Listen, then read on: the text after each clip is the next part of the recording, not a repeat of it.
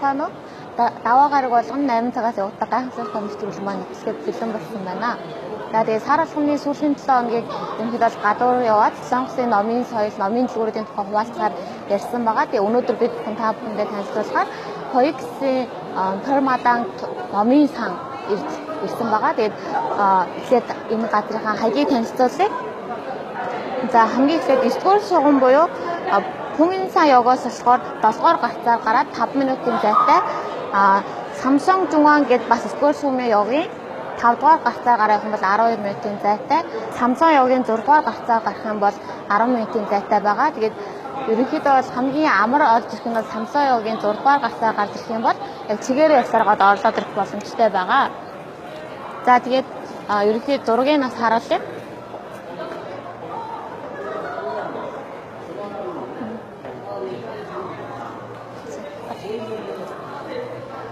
За тэгээд 2-р шугамын Самсон явгаар гарч ирэх юм бол энэ 2-р шугамын Самсон яв маань байгаа. Тэгээд 6-р гарцаараа гараа яг чигээрээ явах юм бол яг гол хэсэгт яв маань байгаа. Номын сан маань байгаа. 별마당도서관 гэсэн номын сан байгаа. За тэгээд эхлээд номын сангийнхаа тухай багтаа танилцуулъя. Тэгээд 2017 оны 5 сарын 31-нд ерөнхийдөө нээлттэй хийсэн. Тэгээд зүгээр энгийн хааныг ашиглаад номын сан үүсгэсэн байгаа. Тэгээд энэ номын сангийн давуу тал гэх юм бол хүн болгон номын сан гэх юм бол чив чимээгүй ороод ном аваад ном дотроос түрээсэж уншдаг. Мөн номын санд орохын тулд ямар нэгэн карт хэрэгтэй гэсэн ойлголттой байдаг. Тэр ойлголтыг эвдээд шопинг худалдааны төв дотор номын сан дээр хин ч үйлчлүүлэх боломжтой. Мөн тэр чив чимээгүй хин нэгэн цаад болохгүй ном унших гэдгээс арай өөрчлөөд та хүссэн газраа дээр хүссэн чимээтэй орчинд бас хин нэгэнтэй уулзах боломж. Яг зөвхөн ном уншдаг номын сан гэхээс илүү бас уулзалтын газар, чөлөө цагаа өнгөрүүлэх боломжтой газар болгож байгуулснараа арай илүү өвөрмөц даваа чанартай байгаа. За тэгээд ерөнхийдөө бас энэ их ном хаанаас яаж бүрдвэ? Бас энэ номонд ингээд одоо өөрийнхөө хувь нэмрийг оруулах хүсэж байгаа хүмүүс байгаа бол 7 хоног болгоны 2 дахь өдөр ном хуваалцах өдөр гэж нэрлсэн өдөр байгаа юм байлаа. Тэгээд энэ өдөр нь өөрийн одоо гэртээ байгаа уншсан номоо эсвэл ингээ агуулгад яг хүнд хайж болохгүй бас хадгалаад ихээр ачаа болж байгаа номнуудаа 2 дахь өдөр болгоо авчираад өөрөө тэмдэглэл хийгээд өгөх юм бол яг үр дүнтэйгээр олон хүнд та тэр номоо хүргэх бүрэн боломжтой байгаа.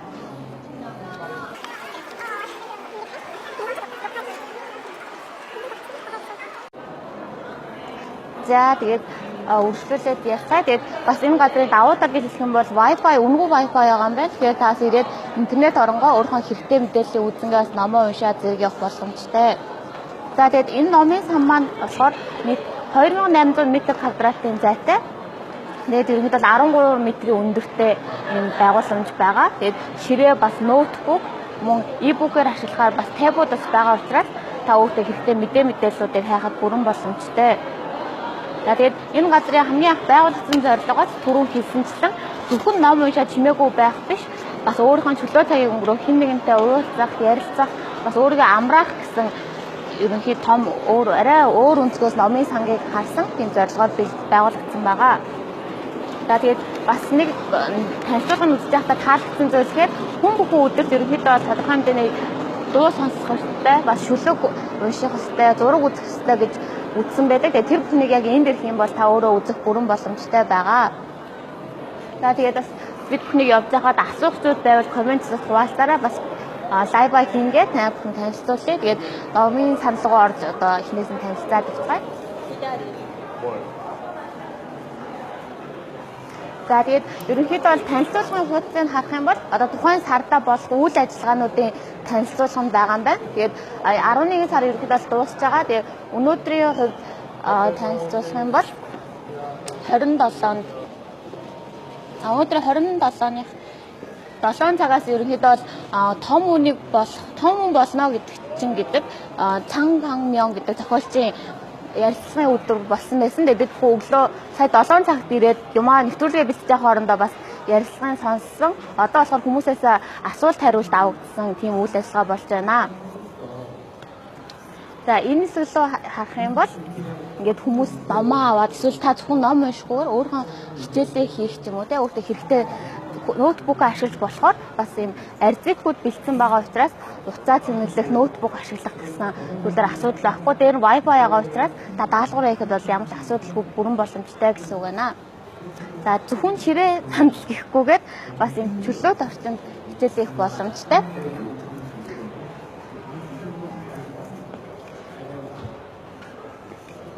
За тэгээд энэ хэсгээр ингээ гарч ирээд үзэх юм бол яг сид хасаг буюу хобби тэгээд хувийн амьдралын стил гэсэн утгатай ерөнхийдөө энэ хасаг байгаа. Тэгээд үзэх юм бол энд янз янзын төрлийн номнууд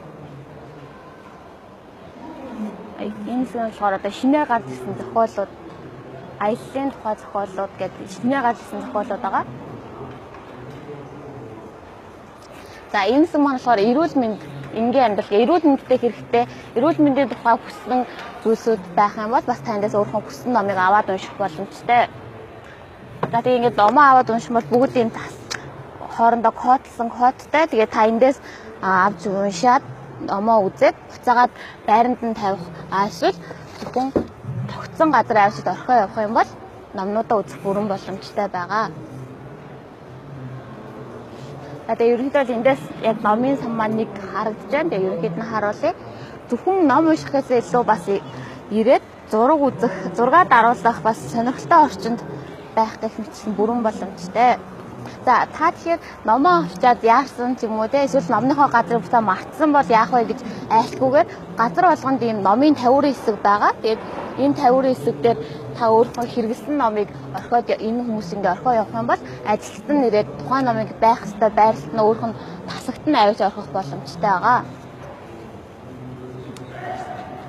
За тэгээ хэлсэн өнөөдөр 11 сарын 27-нд явагдах үйл ажиллагаанд болохоор Starbucks-тай хамтарсан зохиолчийн одоо том хүн болно гэдэг маань гэсэн тийм нэртэй лекц явагдаж байгаа гэсэн. Тэр лекц нь одоо харагдаж байна.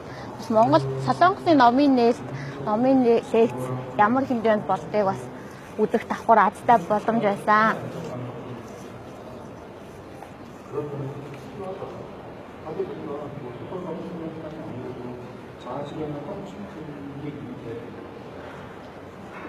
За энэ чинь тэгээд өөрөөсөө ярилцаад бас энэ сууж байгаа хүмүүсээс асуулт авах хэмжээгээр үйл ажиллагаа маань явагдаж байсан. За тэгээд хүн их байгаа болохоор хайлт очиж үзээд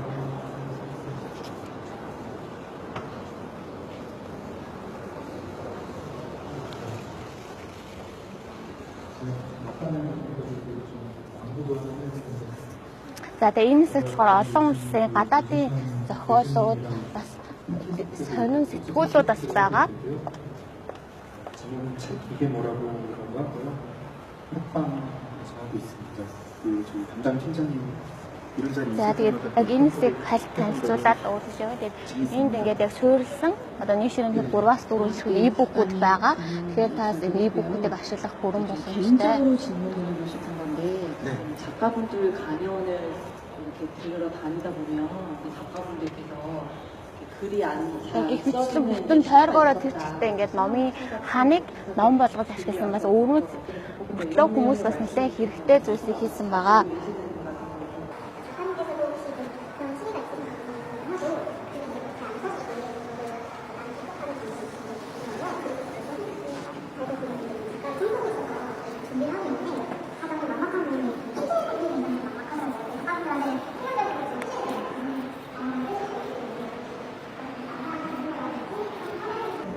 Энэ бас сэтгүүлүүд байгаа. Тэгээд үзэх юм бол бас зөвхөн ном гэлтгүүгээр маш их хэмжээний сэтгүүлүүдийг бас хуримтлуулсан байсан. Ойролцоогоор 600 гаруй төрлийн олон улсын сэтгүүлүүд байгаа гэж тэмдэглэгдсэн байсан.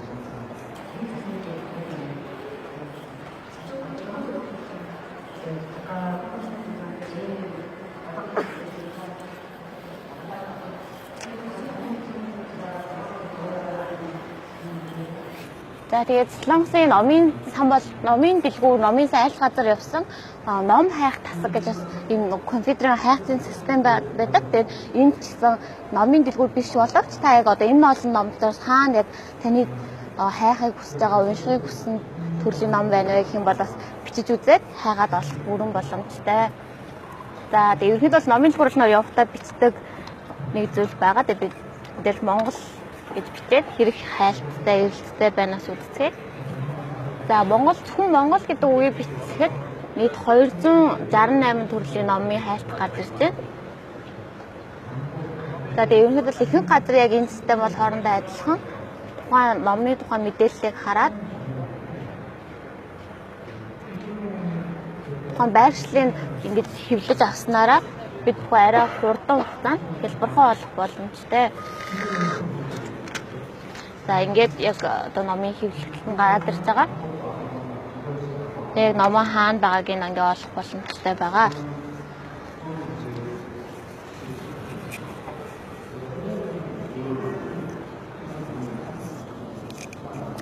За тэгээд ерөнхийдөө бол номын сангийнхаа тухай тодорхой хэмжээнд танилцуулгыг хийлээ. Тэгээд одоо номын санд ирсэн юм чинь энэ олон төрлийн ном нэгдүгээр байгааг боломжийг ашиглаад төрөл төрлийн номнуудаас хуваалцаад тодорхой хэмжээгээр ярилцъя гэж бодсон.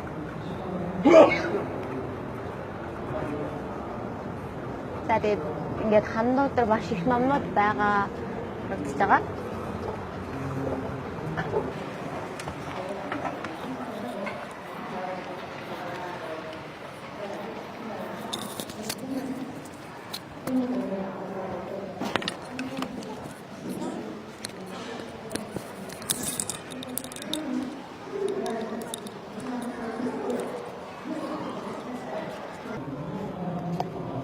За бид хүн ямар ч нэвтрүүлэг хийхээс өмнө ирээд баазар номнуудаа үзээд тэгээд хуваалцах бол зүгээр юм байна гэсэн хэдэн номноо сонгосон байгаа. Тэгээд тэрнээсээ ярилцаад бас хуваалцаад өөрийнхөө нэвтрүүлгээс асууцлуудаас бас асуугаад буцаад за хамгийн ихний маань ном болохоор өвхөөсөө өмнө заавал мэдэх ёстой нийт 1001 шинэ нээлтүүд байгаа. Дэлхийг өөрчилсөн 1001 шинэ нээлт гэсэн юм зузаан ном байгаа. Юм зузаан. Тэгээд ингээд маш олон төрлийн ном байгаа учраас бид хүн энгийн үедээ худалдаж аваад эсвэл байнга үзэх боломжгүй тийм номнуудаас бас хуваалцахыг хичээсэн. Бас тийг сонгосон байгаа.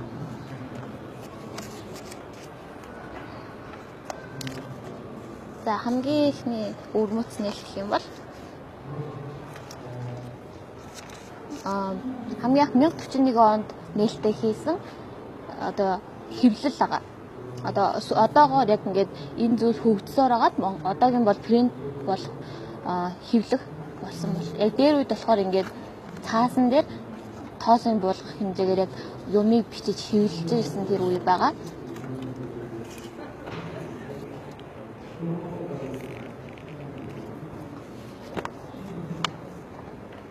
За мөн одоо бид бүхний маш их хэрэгэлдэг зургийн фильм буюу одоо кадр байгаа шүү дээ. Кодек фильм хамгийн анх болохоор 1889 онд үйлдвэрлэгдсэн байна. Тэгээ хамгийн анх яг ийм зураг хэлбэртэй яг дээр үед яг тухайн камер гэдэг зүйл яаж үүсгэсэн тухай ярьсан байгаа. За тэгээд пенс тоглоулагч маань 1898 онд бас үйлдвэрлэгдсэн. Яриа хураагч байна. За одоо бид бүхний маш ихээр хэрэглээндээ оруулсан миксер байгаа. Тэгээд миксернаас хамгийн анх 1908 онд ийм зургийн хэлбэрээр хамгийн анх өөрийнхөө нээлтийг хийж бас эрхээ авч ирсэн байна.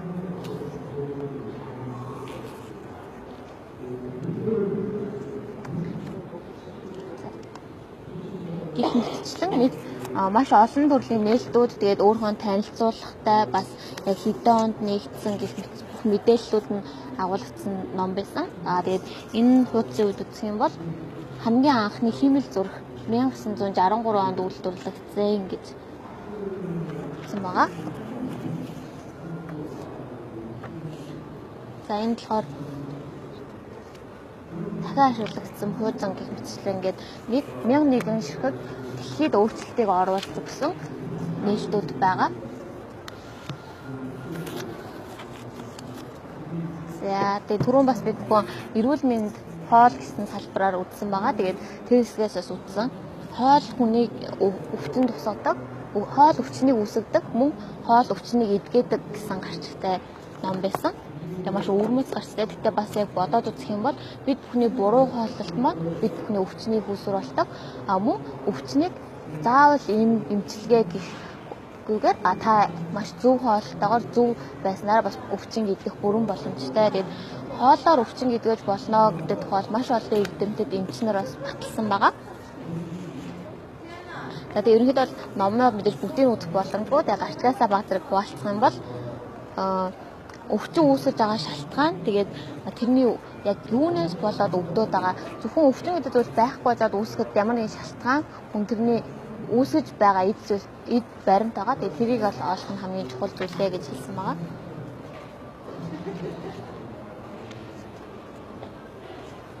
За тэгээд мөн өвчнийг одоо эмчлэхэд хамгийн хэрэгтэй хоол хүнс, мөн хэрэгтэй амьдралын зуршлууд тэр тухайс хуваалцсан байсан. Тэгээ хүний амьдралд бас эмчилгээ болдог. Ерөнхийдөө заавал хэрэглэх ёстой одоо улаан өнгөтэй ногоо, мөн ногоон өнгийн одоо брокколи гэх мэтчлэн амьдрал байнга хэрэглэдэг хэрэгтэй тэр ногоонуудыг идэх тухайс заасан юм ном байгаа. Тэгээ ерөнхийдөө хүний амьдралыг авардаг хоол хүнс бол тусдаа байдаг. Тэгээ тэр хоол хүнсийг сонгоснороо та бас эрүүл урт наслах бүрэн боломжтой.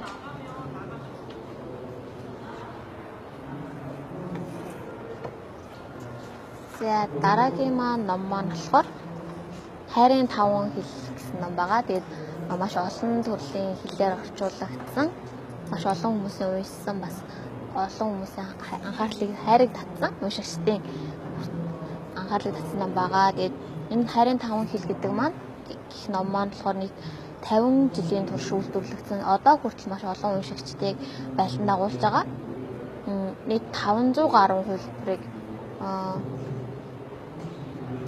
500 гаруй хувь номыг заргасан. Нийт 400 гаруй хэлээр орчуулагдсан ном байгаа. Бас монгол хэлээр орчуулагдтайгаа байдаг учраас бас яг хайрын хэл гэж юу вэ гэдэг мэдхийг хүсэн хүмүүс бас уншаад судлахад бүрэн боломжийг нээж өгсөн байгаа.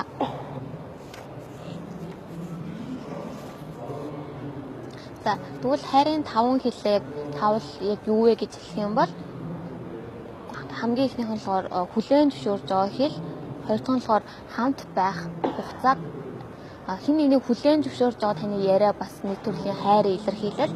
Мөн та хин нэгнтэй хамт байгаа бол тэр бас хайрын хэл болж байгаа. Гурав дахь нь болохоор та хин нэгэнд бэлэг өгснөр өөрийнхөө хайрыг илэрхийлж тухайн хүнийг хайрлаж байгаа хэлж байгаа. Тав дахь нь болохоор сайн дурын ажил. Энэ бас хайрын нэг төрлийн хэл. 6 дахь нь болохоор та хин нэгэнд хүрэх, хин нэгэнд ойрхон байснаар, хажууд нь байснаар таас өөрийнхөө хайрыг мэдрүүлэх нэг тийм 5 төрлийн аргаар хүн өөрийнхөө хайрыг илэрхийлж хэлж байгаа.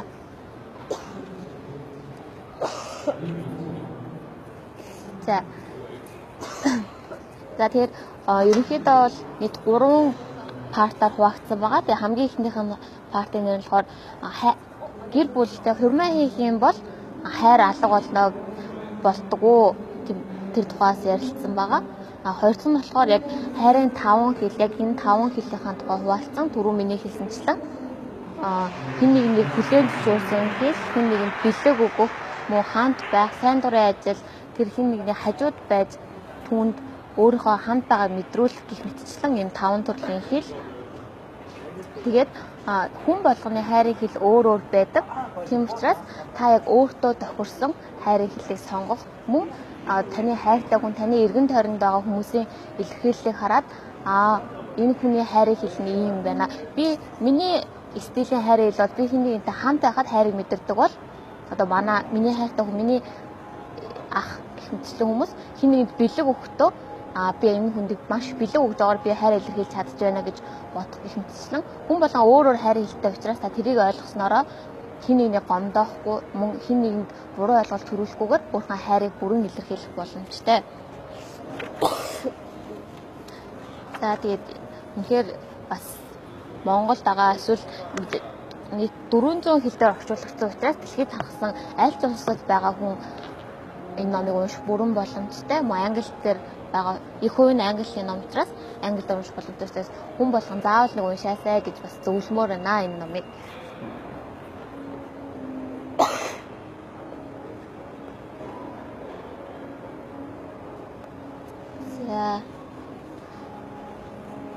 наслах аргын тухай хуваалцсан байгаа. Тэгээд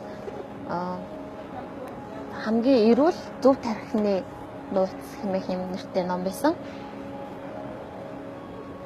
Тэгээд ой санамжаа сайжруулах, тэгээд мөн одоо мартах өвчин, одоо хөшрөөд ихээр айлгаж мартдаг тэр өвчнөөс урьдчилан сэргийлэх, өдөр тутмын амьдралын хэвшлийн тухай бас танилцуулсан байсан. За тэгээд номныхоо гарчийг үзэх юм бол 1-ээс 100 хүртэлх хүний амьдрал хэрэгтэй, одоо цаашдаа та урт наслах мөн альва зүйлийг мартахгүйгээр явах зүйлсүүд харах боломжтой. За тэгээд энэ 100 зүйлсээс баг зэрэг дурдах юм бол тасгал хийгээрэй, өдөө үргэлж чекэлж харж байгаарай. Одоо байнга итгэвтэй байгаарай, мөн одоо чихрийн шидэв өвчнөө сэргийлэх хэрэгтэй. Даралт үргэлж эрүүл мэндийн нөгөө шалгалтанд орж явах хэрэгтэй. Өөрөө эмнэлэгт байнга үзлэгт ойр орхон хамрагдах хэрэгтэй. Үргэлж өөртөө орж ирж байгаа мэдээллүүд, үзэж байгаа зүйлээ айрлах, эерэг зүйлийг сонсож, эерэг мэдээллийг өөртөө оруулж авах тухай хэлсэн байгаа. Гэх мэтчлэн зөв хооллолт, мөн өөрийнхөө хамгийн чухал зүйл витаминыг сайн хангах, мөн нуруугаа ялангуяа нас ахих тусам нуруу өвдөж эхэлдэг. Тийм учраас залуу байхаасаа илүү аливаа зүйлийг эвдэснийхаа дараа янзлахаас илүүгээр эвдлэхээс өмнө сэргийлээд батж бэхжүүлэх юм бол арай удаан байдагтай адилхан, бас хялбар байдагтай адилхан. Та хөгшөрсөн хойноо биш, айлах залуугаасаа эрүүл мэндэд анхаараарай гэсэн зөвлөгөө өгсөн байгаа.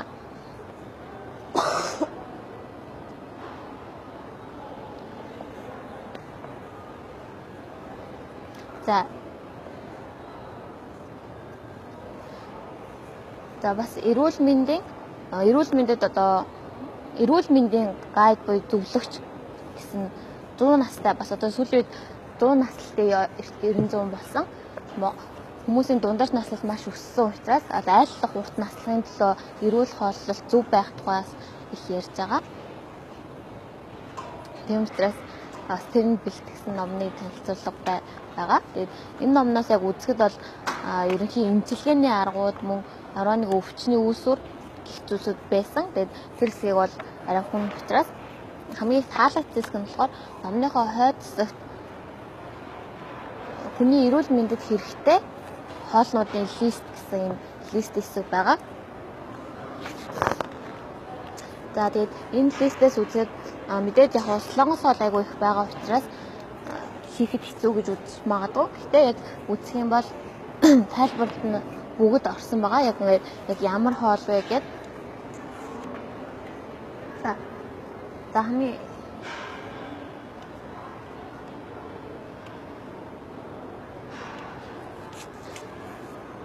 ихнийх нь дахиад номоо танилцуулъя. Тэгээд энэ зургаас үзэх юм бол дахианы махтай тутангийн тухай байгаа. Тэгээд яг зураг нь бол юм байна. Тэгээд одоо ямар материалууд ордог вэ? Тэр тухайс танилцуулсан байгаа. За тэгээд яг эндээсээ үзэх юм бол ямар материалууд хэр хэмжээгээр орох вэ? Тэр тухайс танилцуулсан байгаа. Тэгээд яг эндээ бисэн болохоор 2 хүний порцоор орж байгаа. Тэгээд яг ямар материал хэр хэмжээгээр орох вэ? Тэгээд хажуу талд нь болохоор яг тухайн хоолоо яг яаж хийх вэ гэсэн байгаа. Тэгээд доотлолт нь бас энэ хоолыг яаж хийвэл арай илүү амттай болох вэ гэсэн тийм тип өгсөн байгаа. Тэгээд энэ хажууд нас жижигхэн зургаар харуулах юм бол номныхоо зургийг харуулах юм бол энэ хоол маань яг хүний биед яг ямар бүтцтэй вэ? Яг нэг хүний портоор үзэх юм бол 11.3 ккал байгаа. Тэгээд энэний нийт 37% нь ерөнхийдөө жоохон тос байгаа. Уургийн бүтц нь болохоор 21.5%, 40.7% нь болохоор ямарсан монголоор яг одоо хүний биед хэрэгтэй бүтц тийм зүйлсүүд орсон гэх мэтчлэнгээр орсон байгаа. Тэгээд яг энэ хоолны түүх бас байгаа учраас айгуу сонирхолтой санагдсан. Гэх мэтчлэн маш олон төрлийн амттай хоолнууд байгаа. За тэгээд яг ялангуяа солонгост магадгүй амьдарч байгаа. Эсвэл сүүлийн үед бас Монголд солонгос хоол нэлээд дэлгэрсэн иддэг хүмүүс их байгаа учраас энэ хүн номыг бас аваад хайртай хүндээ гэр бүлийнхэнтэй хамтдаа хоол хийж өгөх бүрэн боломжтой байгаа. Тэгээ бүх арганд байгаа учраас та урд хэсэгт нь өвчнийг эдгэх эмчилгээний аргуудаа сураад артталт нь яг өөрийгөө яаж ууртуудаа нөхцлөх үү гэдэг тухай хоол хийх аргаа давхар сурах бүрэн боломжтой байгаа. Их мэтчлэн маш амттай хоолнуудын заврууд нь байгаа. Зөвхөн солонгос хоол гэхгүйгээр бас Европ хоолнуудын бас яг хүний бид хэрэгтэй тийм төрлүүдийн тайлбар байгаа. За тэгэхээр тас эрүүл мэндээ хамгаалаад мөн сонирхолтой олон улсын хоол хийж сурснараа гэртээ зочин ирэхэд бас үзэх гоё бас бусдын харцыг татсан ширээцлэх бүрэн боломжтой байгаа. За тэгээд энэ газрынхаа хаягийг тайлбарлаад өгөөч гэж хэлсэн байна. Тэгээд энэ болохоор Coex байрлах 별마당도서관 гэж хэлж байгаа номын сан байгаа. Тэгээд хамгийн ойрхон хаяг нь гэх юм бол 20 дугаар шугамын самсан явд дээр буугаад 6 дугаар гарцаагаар Coex руу яг ороод ирэх юм бол цэгээрээ яваад маш амархан олох бүрэн боломжтой. Мөн 9 дугаар шугамаа Хүнсаа гэдэг явдаар дээр бас буугаад ирэхэд олох боломжтой байгаа. Нэвтрүүлэг яг дуусна дараа үзэх юм бол хамгийн ихэндээ хэдвэр гарцаа гараад хэдэн минут яаж явах тухаас тайлбарлаж өгсөн байгаа.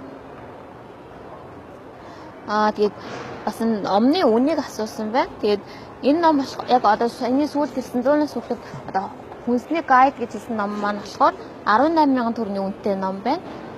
Тэгээд гэхдээ яг одоо энэ бидний ярилцж байгаа энэ Coex байрлах номын сан болохоор ном зардаггүй, номын дэлгүүр биш. Зөвхөн номнууд байдаг. Гэхдээ яг Coex дээрээ та эндээс үзсэн тохиолдолд магадгүй тань таалагдаад бүр үнэхээр өөртөө гэртээ ширээн болохыг хүсэж байгаа бол ойрхон 5 минут орчим алхаад YP буюу Ямбун номын дэлгүүр байгаа учраас таас яг номныхон зургийг хараад очиод хайгаад авах бүрэн боломжтой байгаа. Тэмцээс бас энэ дээрээ ном үзэж байгаа сонирхож байгаад магадгүй худалдаж авах хүсвэл ойрхон энэ барилга дотроо номын дэлгүүр байгаа учраас очиод бас хэлбэр байна хаа. Чимшүү бас номны хажуугаар үнэхээр эдхийг хүссэн бас хийхийг хүссэн ном зургнууд маш их байсан. Тэгээд яг энэ зүйлийг хараад бас хинт яг бүх заавар нь байгаа учраас амттай хоолыг хийхэд бүрэн боломж нээгдсэн байгаа. За тэгээд дараагийн маань бэлдсэн ном болохоор нэг маш өрмөц гоё ном бэлдэж ирсэн байгаа. За бидний ярьж байгаа энэ газар болохоор Coex байрлах 별마당도서관 гэдэг номын сан байгаа. Тэгээд арталт маань солонгосоор яг номын гэтэл сангийн маань нэр нь байна.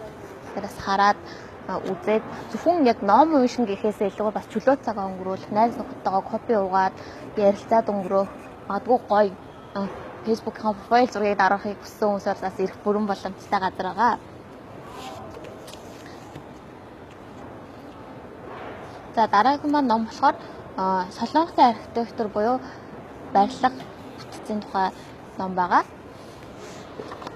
За тэгэхээр энэ маш гоё ном байсан. Тэгээд аягүй таалагдсан.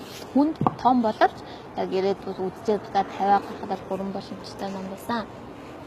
За тэгээд солонгосын орчин үед бас нэлээд байгалийн интерьер дотоод тасал мөн гадаад таслаараа тэргүүлэхээр болсон байгаа. Тэгээд тэдний нууцудаас өрмөц барилгууд тайлбартагаа. Тэгээд яг үзэх юм бол дээдэлтэй англи хэлээрээ доод хэсэгтээ ингээд солонгослогоо орчуулахдаа хоёр хэл дээр байгаа учраас зөвхөн солонгос хэл мэдгүй гэх айд санаад авах зүйлгүйгээр үзэх боломжтой ном байлээ.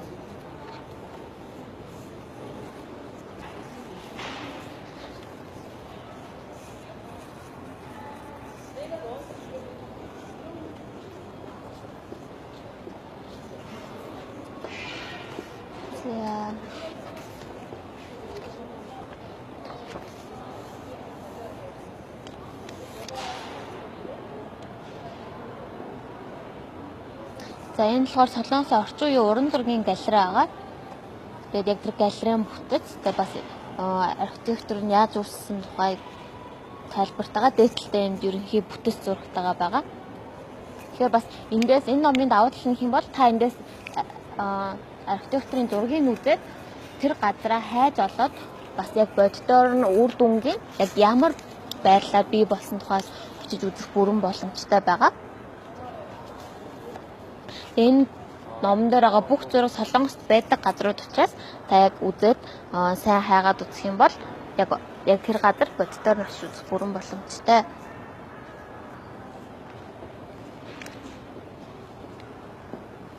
За тэгээд энэ зургийн хувьд үзэх юм бол одоо 2017 онд хамгийн анх баригдсан Солонгосын Сөүл хотын Чунгу гэдэг газар байрлах байна. Мэтчлэн доотлолтой бас газрууд маань хаягтайгаа байгаа учраас танд таалагдсан газраа очиод үзэх боломжтой.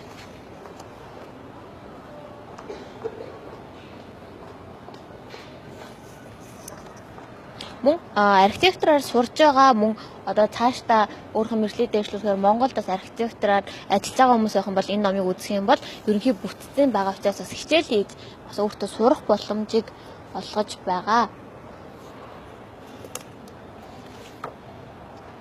Гэх мэтчлэн ерөнхий бүтэц яг байгууллагын зураг бөгөөд мөн анхны шатны юм зургууд нь байгаа учраас хичээл хийх бас сурах боломжийг нээж өгч байгаа. За бас их өрмөц засалтай барилгууд байгаа. Тэгэд яг энэ зургийг хамгийн анх харахад зургийн царинаад ингээ гэрэл өгөөд авсан зураг шиг мөртлөө яг ингээ ажиллаад харах юм бол өөрөө цаанаасаа ийм загварын хийцтэй барилга байгаа. Ямар нэгэн эффект зургийн өнцгөөс өгсөн биш. Өөрөө цаанаасаа ийм хийцтэй барилга байгаа.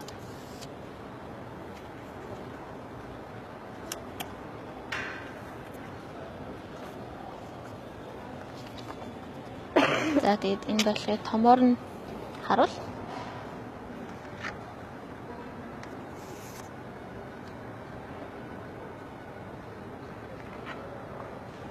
За тэгээд асуухыг хүссэн хүмүүс асуух зүйл байвал комментс бас бичээрэй. Тэгээд энэ гадар болохоор Coex дотор байрлах номын дэлгүүр байгаа, номын сан байгаа.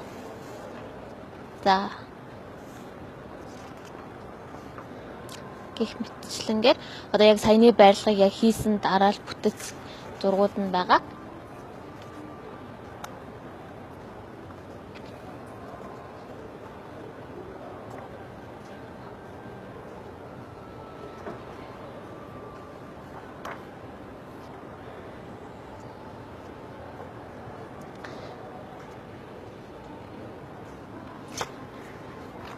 Ийм сонирхолтой нэг ном болсон байгаа.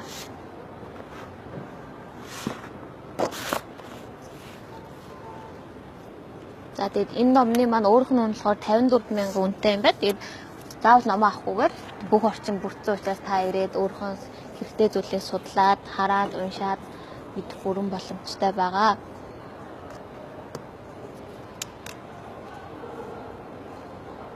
За дараагийн маань хуваалцах ном маань болохоор нийт 30,000 хүмүүсийн амьдралыг өөрчилсөн өөрхөн хүснээр амьдрах арга гэдэг нэрт ерөнхийд гарч ихтэй дуртай зүйлээ сонирхолтой хийж амьдарч болохгүй гэж юу гэсэн гарчтай ном байгаа.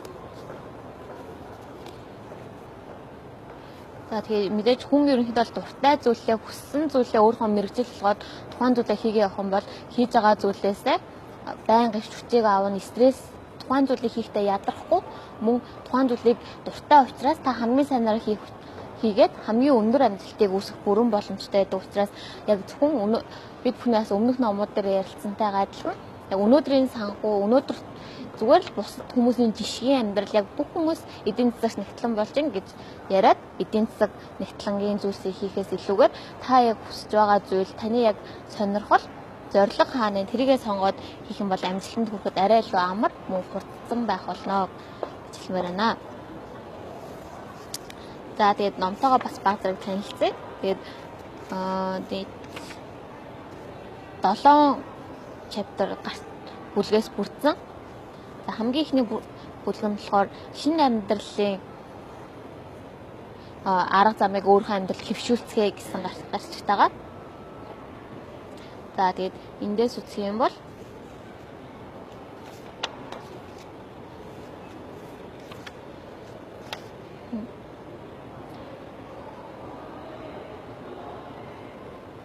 за тэгээд гарчгүй дотроо яг үзэх юм бол бас нөгөө нэг та өөрийнхөө яг юу хийхийг хүсээд байгаа вэ гэдээс мэдэхгүй хүмүүс маш олон байдаг. Яг одоо хийж байгаа зүйл маань надад таалагдахгүй байна. Гэхдээ би яг юу хийхээ мэдэхгүй байна те. Яг тиймэрхүү асуулт асуух юм бол одоо яг тэр асуултанд тухай тийм нөхцөлд юу хийх вэ гэх мэтчлэг бүх төрлийн аргаар бас хийж өгсөн байна.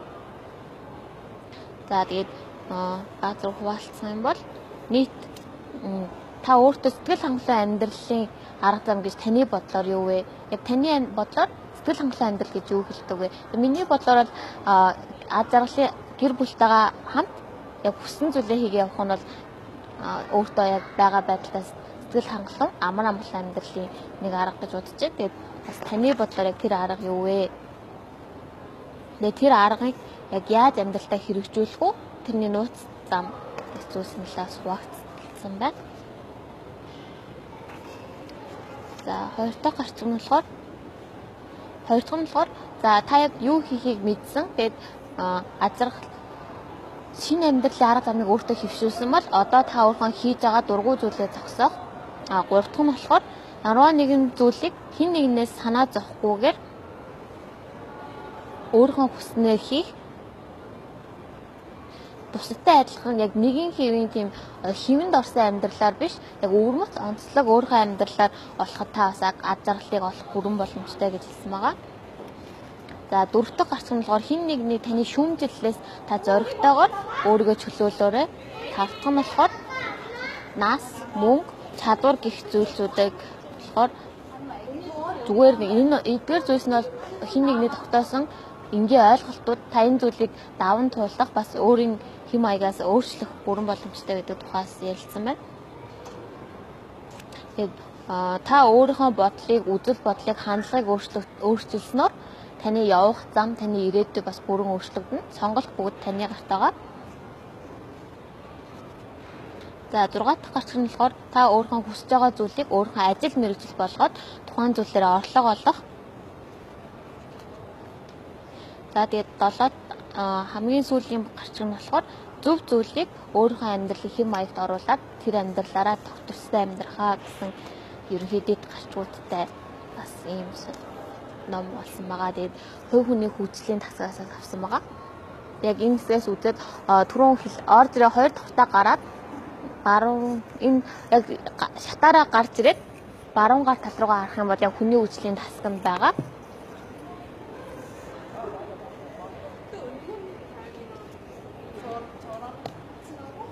За тэгээд номын сангийн талаар мэдээлэл өгнө үү гэсэн комент бичсэн байна. Тэгээд яг нэвтрүүлэг эхлэхдээ энэ номын сан маань яг ямар үйл ажиллагаатай явагдсан тэр тухаас хэлсэн байгаа. Тэгээд нэмэлт юм бол энэ номын сан маань зөвхөн ирээд та өөрийнхөө хүссэн номыг энэ нөхцөл байдал орчинд зөвхөн уншаад авч явах юм боломжгүй. Гэхдээ ямар нэгэн карт тиймхүү зүйлгүйгээр та өөрийнхөө хин чинд газар өөрчлөх бүрэн боломжтой яг зохион байгуулалт хийсэн номын сан байгаа. За тэгээд бас нэг шинэ зүйлийг хэлэх юм бол энэ номын сан яг ингээ хаалгыг үзэх юм бол ямар нэгэн тийм номын кодыг уншдаг зүйл байхгүй.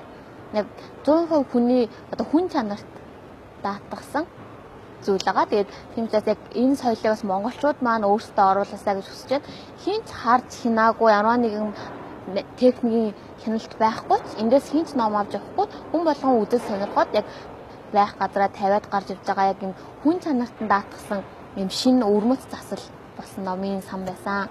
Мөн түрүүн хэлсэнчлэн яг номын сан гэдэг тэр үгний ойлголтыг бас айгүй сайн эвдэж чадсан. Хүн болгон номын сан гэм бол ороод карт уншуулаад чимээгүй ном аваад уншдаг газар гэж боддог бол яг энэ газар ирснээрээ өдрийн цагаар гоё зөөлөн намуухан дуу сонсоод хичээлээ хийгээд бас ном зээлж уншаад бас хин нэгнтэй ярилцах чимээ шуугантай яг хажуудаа худалдааны төв байгаа. Тийм учраас яг худалдааны төв дотор байрлах номын сан гэдэг дэд гарчиг байгаа. За хаягаа бичээд үлдээгээрэй гэсэн байна. Тэгээд хаягийнхаа зургийг яг комент лайва дуусгаар постт нь оруулъя. Тэгээд хамгийн 3 ёгоос 3 талаас нь ирэх боломжтой. Тэгээд хамгийн олоход хэлбэр нь бол Samsung ёг юм шиг санагдсан. Samsung ёгийн 6 дугаар гарцаар гараад Coex ороод Б-ний давхарт нь байгаа. За тэгээд хамгийн сүүл танилцуулах ном маань болохоор эмэгтэй хүн одоо ярьж байгаа ярианыхаа арга замаар дамжуулаад 90%-ийг өөрчлөх бүрэн боломжтой хэмээх номын тухай бас хуваалцъя. Тэгээ энэ ном бас их таалагдсан. Ялангуяа яг эмэгтэй хүн гэж хэлж байгаа боловч яг хүн л бол хүн бүхэн ярьдаг. Тэгээд үг гэдэг зүйл бол бүх хүнд яг адилхан хүрдэг, адилхан нийгэм учраас заавал за энэ эмэгтэй хүн амьдралын аргаа 90% өөрчлөх гэж бодлогоор зүгээр хүн гэдэг утгаараас эрэгтэй хүмүүс аваад уншаад үзээрэй гэж хэлмээр байна. Яг гарчраа үзэх юм бол бас яг эмэгтэй хүмүүс рүү төвлөрсөн санагдаж байгаа боловч яг агуулгаасаа нэг 20-30% яг эмэгтэй хүн ямар нөхцөлд юу хийх вэ гэдэг тухаас ярилцж байгаа боловч маасаараа уншихад нэг их тийм хүндрэл учрахгүй хаа гэж бодож байна. За тэгээд энэ дээр хэлсэн байгаа. Тэгээд хүн яг өөрийнхөө ярьж байгаа арга техник, ярианыхаа үг тэр арга замаа өөрчлөхөд ажил, амьдрал, хайр бас бусдад харьцах харилцаанд хүртэл маш өндөр өөрчлөлтөд оруулдаг, харилцаа хүртэл сайжирдаг гэж хэлсэн байгаа. За тэгээд хамгийн эхний гарцх нь болохоор аз жаргалтай болохыг хүсэж байгаа бол ярьж байгаа арга техникээ өөрчлөөрэй гэж хэлсэн байгаа.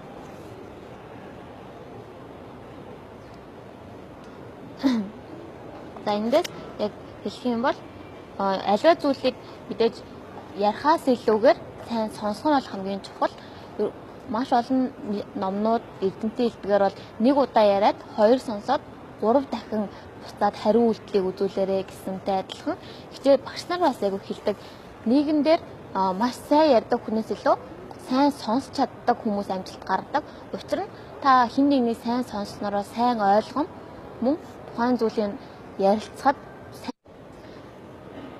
за тэгээд бусдын сэтгэлийг барьж чадах 3 арга 3 point.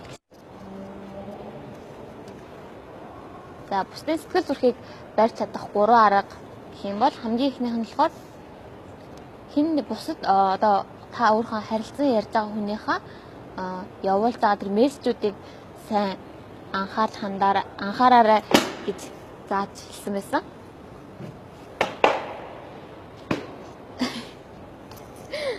За маш олон ном авчирсан учраас бас номнууд манд нуурч байна. Аливаа зүйлдээ ингээ хүнд асуудал гэх юм уу те хин нэгэн танилуу мессеж илгээх, хин нэгэн тантай ярилцах хүсээд яриа эхлүүлэхэд та тухайн хүний тэр явуулж байгаа зүйлийг зүгээр энгийн уншаад өнгөрөх биш сайн анхаараад төвлөрөөд тухайн зүйлийг ойлгохын тулд айгүй хичээгээрэй гэж хэлсэн байгаа. За 2 дахь point маань болохоор ярилцаж байгаа хүнийхээ үргэлж нүдлүү нь хараарай гэж хэлсэн.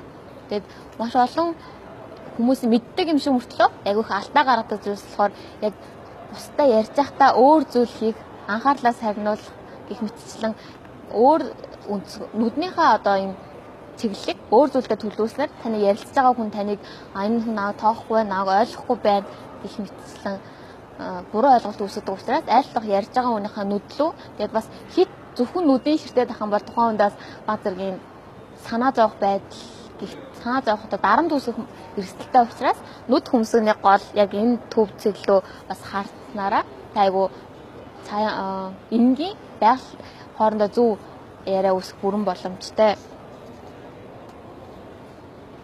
Тэгээд бас түрүүлсэн та хин нэгнийг сайн сонсноороо тухайн хүнийг өөртөө ойртуулах мань тухайн хүнтэйгээ ярилцах, харилцах бүрэн боломжийг нээж өгч байгаа.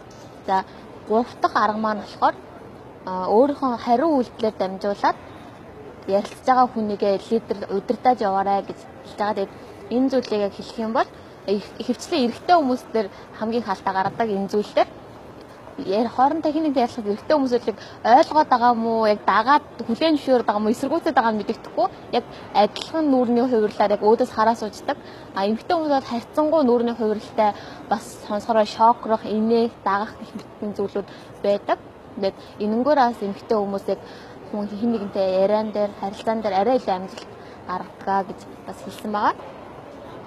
Тэгээд энийг яг яаж хэрэгжүүлэх вэ гэхээр хамгийн энгийн зүйлсүүдээр яг ингээ одоо хин нэгнтэй ярьж байхдаа та тухайн хүнийг энгийн үгээр яриаг нь одоо түрж өг хэлбэрээр тийм үү тэгсэн үү тийм байсан юм уу те эсвэл үнэхээр тийм гэж үү гэх мэтчлэнгээр би ч гэсэн тэгэж бодож байна. Тийм юм болсон юм уу те гэх мэтчлэнгээр тухайн хүнийхээ яриаг таслахгүйгээр ярьж байгаа зүйлийг дэмжих эсвэл өөрийнхөө тэр тухайн зүйлийг анхааралтай сонсож байна, ойлгож байна гэсэн илэрхийлэлээ бүрэн харуулах боломж харуулснараа та амжилтанд ярианда бол амжилт гаргах боломжтой гэж хэлж өгсөн байгаа. За тэгээд эмэгтэй хүмүүс айгүйх хоорондоо ярилцдаг, хоорондоо энгийн яриа айгүйх ярьдаг. Тэгээд ингээд хов ярих эсвэл айгүйх эрэгтэй хүнийг бодоход хамаагүй их ярьдаг. Тэгээд энэ яриаг ингээ хажуугийн өнцгөөс харж байгаа эрэгтэй хүний сэтгэл зүйн байдал тэр бас ямар байдаг вэ гэдэг талаар бас бичсэн байна.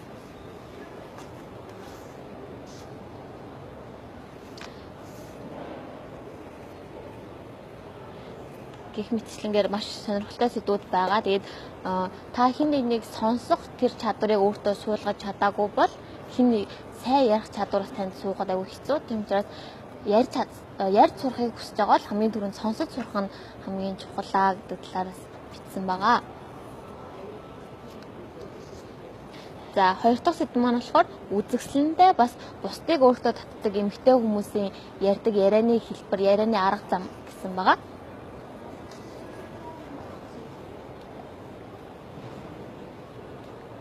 За тэгээд үг бол хамгийн хүчтэй зүйл. Тэгмээс үгээр хүнийг алдчих болно, үгээр хүнийг аварч болно гэх мэтчлэнгээр та яг үнэхээр яг яаж ярихаа мэдэхгүй байгаа л тэд ярьдаг хүмүүсийн үгийг сонсоод дагаад цээжлээд суралцаад явах юм бол бас та нэг мэдэхэд яг тэр зүйлийг өөрийнхөө амьдралыг хөвшилтээс оруулах бүрэн боломжтой тухай хэлсэн байгаа. За гурав дахь гарчин маань болохоор анхны уулзалтаасаа ярилцж байгаа хүний өөртөө тухайн хүн таныг сонсоод танд ингээд дуурлах, таны яриаг ингээд гайхаа шокрох. За гоёор хэлэх юм бол амар сэтгэл үлдээх хэмжээгээр ярьж байгаа тэр арга замуудын тухай хэлсэн байгаа. Тэгээд мэдээж анхны яриа, анхны сэтгэл бол хамгийн чухал. Тиймээс та хэн нэгнтэй анх уулзтаад яг ямар үг хэллэг, ямар байдлаар ярьснараа тухайн гүн сэтгэл үлдээх вэ? Тэр тухайс аргыг зааж өгсөн байна.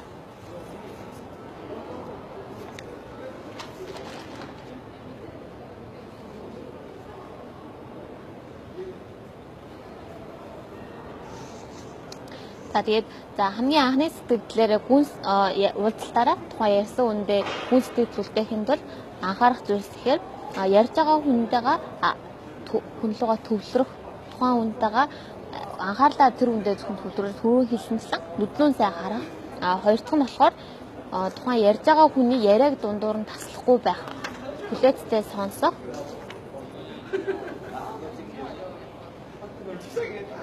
За тэгээд магадгүй тухайн хүнтэйгээ ярьж байхдаа тантай санал зүрсэн зүйл байгаа бол шууд таслаж өгөөсөхийн оронд арай илүү зөөлнөр ойлгохтойгоор өөрийнхөө үйл бодлыг илэрхийлэх гэх мэтчлэн арга замуудын тухай зааж өгсөн байна.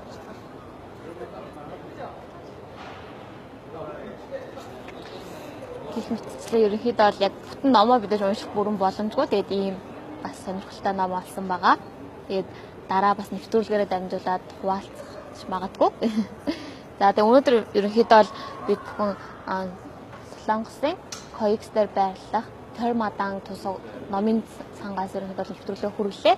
Тэгээд бас түрүүн хэлсэнчлэн Монголд өчигдөр 11 сарын 24-нд Harry Potter-ийн нээлт болсон. Маш олон интер номын дэлгүүрээс Harry Potter-ийн нээлт тэгээд маш олон үзэгчид, олон хүмүүс бас сонирхолтой ном хүрсэн, бас уралдаан зарлаад ялагчдад тодорхойлсон үйл ажиллагаа болсон байсан. Тэгээд өнөөдөр бас бид бүхэн ирээд дууссан байна. Номын нээлт бас нээлттэй таараад түрүүн бас нэвтрүүлэх ихэнд бас Солонгос номын нээлт, номны тухай ярилцлага, бас ямар хувь байдлаар явагддаг тухай хуваалцсан байгаа. За тэгээд нэвтрүүлгээ дуусгаад ямарсан хаягаа үлдээх болноо. Тэгээд зөвхөн номын сан гэж бодоод чимээгүй ном уншихаас илүүгээр та энэ дээрээ хүссэн зүйлээ хийх боломжтой. Мөн интернет байгаа, арздаг байгаа учраас та ноутбукаа авчиад ашиглах боломжтой. Мөн энд сууршуулсан e-book-уд байгаа, e-book ном одоо байгаа учраас сууршуулсан пайдуудыг ашиглаад номоос унших, юм хайх боломжтой байгаа.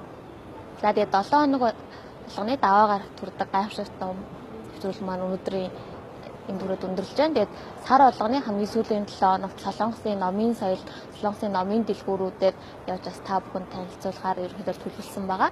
Тэгээд эх 7 хоногийн даваагаар уулзлаа баяртай.